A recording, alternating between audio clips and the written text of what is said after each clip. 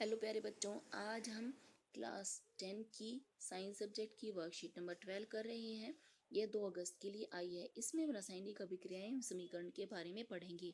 यह आपके चैप्टर 1 से रिलेटेड है। इससे पहले जितनी भी वर्कशीट हमने की थी वो आपकी रिवीजन वर्कशीट्स थी और जनरल वर्कशीट्स थी। आज से आपका 10 क्लास का सिलेबस शुरू हो गया है। अब जो भी वर्कशीट आएंगी वह आपके चैप्टर से रिलेटेड होंगी। चलिए बच्चों, शुरू करते हैं। ऐसे परिवर्तन जिनमें नए गुणों वाले पदार्थों का निर्माण होता है उन्हें रासायनिक अभिक्रिया कहते हैं। हमने बहुत सारे रासायनिक परिवर्तन के बारे में पढ़ा था।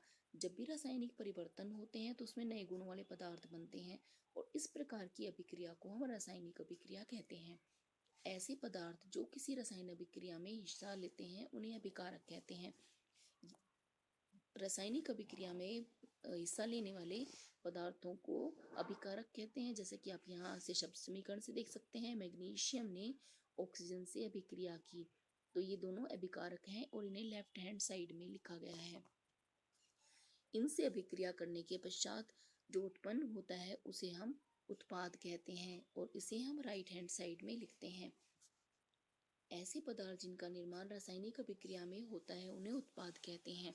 यहाँ पर मैग्नीशियम ऑक्साइड का निर्माण हुआ है तो यह उत्पाद कहलाएगा। दैनिक जीवन में रासायनिक अभिक्रियाएं, यहाँ पर बहुत सारे चित्र दिए हैं और उदाहरण दिए हैं कि हम रासायनिक अभिक्रियाओं को कहाँ कहाँ पर देखते हैं। दहन, जब कोई आग जलती है, दहन की क्रिया होती है तो वह एक रासायनिक अभिक्रिया है। जंग लगना, शरीर में आमाशय में भोजन का पाचन होना, प्रकाश संश्लेषण द्वारा पौधों में भोजन बनना, बैटरी का इस्तेमाल करना, अल्कोहल या का निर्माण किण्वन द्वारा करना, कपड़ों की धुलाई करना, भोजन को बेकिंग द्वारा बनाना।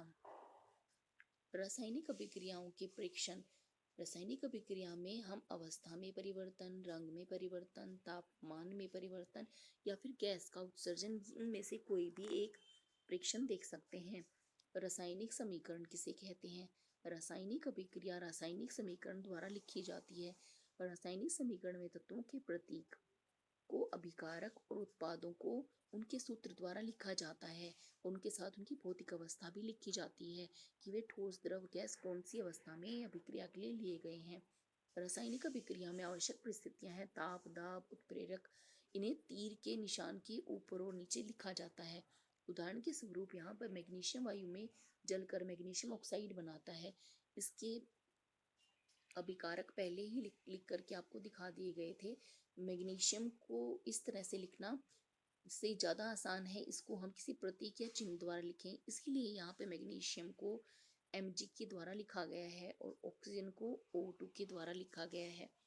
इसी प्रकार मैग्नीशियम ऑक्साइड को MgO की तरह लिखा गया है।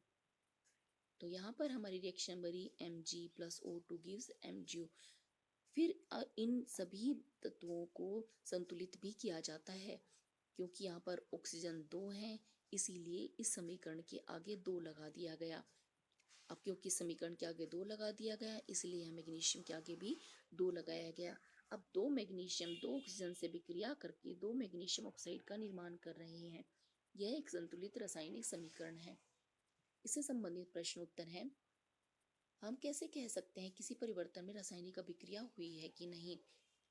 हम रासायनिक अभिक्रिया के प्रेक्षण को देखेंगे। यदि अवस्था में परिवर्तन, रंग में परिवर्तन, तापमान या में परिवर्तन या गैस का उत्सर्जन हम देखते हैं तो इसका अर्थ है किसी रासायनिक परिवर्तन में रासायनिक अभिक्रिया हुई है। प्रश्न 2, निम्नलिखित क्रियाओं में से रासायनिक परिवर्तन को छांट कर लिखिए। प्रकाश संश्लेषण रासायनिक अभिक्रिया है। दूध से दही का बनना रासायनिक अभिक्रिया है। जबकि पानी का उबलना और कागज को फाड़ना ये रासायनिक परिवर्तन नहीं है, ये भौतिक परिवर्तन है, क्योंकि इसमें किसी नए पदार्थ का निर्माण नहीं हुआ है। दी गई रासायनिक अभिक्रियाओं में से अभिकारक और उत्पाद लिखिए। हमारे लेफ्ट हैंड साइड में ये लिखे हुए हैं। ये कैल्शियम कार्बोनेट ये अभिकारक है और मीथेन और ऑक्सीजन ये दोनों भी नेक्स्ट अभिक्रिया के अभिकारक हैं। जबकि राइट हैंड साइड में लिखे गए पदार्थ उत्पाद होते हैं। तो यहाँ पर कैल्शियम ऑक्साइड और कार्बन डाइऑक्साइड पहली अभिक्रिया के लिए उत्पाद हैं और कार्बन डाइऑक्साइड और जल दूसरी अभिक्रिया के लिए उत्पाद हैं। उदाहरण दीजिए रासायनिक अभिक्रिया जिसमें गैस उत्सर्जित होती है। इसमें आप यह अभिक्रिया लिख सकते हैं कैल्शियम कार्बोनेट वाली, क्योंकि इसमें देखिए बच्चों यहाँ पर गैस का निर्माण हुआ है। रासायनिक अभिक्रिया जिसमें किसी पदार्थ के रंग में परिवर्तन होता है। पदार्थ के रंग में परिवर्तन के लिए हम लिख सकते हैं अभिक्रिया कॉपर सल्फेट की अभिक्रिया जब आयरन के साथ करवाई जाती है तो इससे हमें जो मिलता है वह होता है आयरन सल्फेट प्लस कॉपर। यहाँ पर रंग बदल गया है, कॉपर सल्फेट का रंग नीला होता है जबकि आयरन सल्फेट का रंग हरा होता है।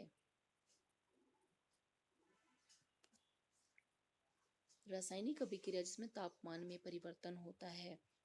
जब हम कैल्शियम ऑक्साइड में जल मिलाते हैं तो इससे कैल्शियम हाइड्रोक्साइड बनता है और इसमें ऊष्मा भी बनती है। इसका अर्थ है इसमें तापमान में परिवर्तन होता है।